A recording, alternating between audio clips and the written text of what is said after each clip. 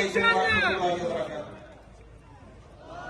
نعرہ تکبیر، الله أكبر. تکبیر، الله أكبر. زندہ باد فلسطین، ژوندی دې وي د حماس مجاهدین.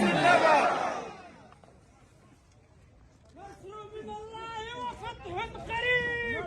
نصر من الله. الله أكبر. جزاك الله أحسن الجزاء لجناب مفتي شيخ عبد الحق. بپای ورسته هیله د الله افغانانو څخه دا کوم د اسلامي امت د ټولو مسایلو حل هغه په اتفاق او په یووالي کې دی. نن چې کفري نړۍ په دنیا په اسلامي دنیا باندې ناکام ده، د دې شپې څخه موږ په ټول نړۍ باندې دعوت کوو. امریکا دې دا خبره واوري، اسرائیل دې دا خبره واوري. موږ به د غزې په دې میدان کې د فلسطین په د دې مسلمانانو په ځوانانو کې نور غیرت نه ده پاتې.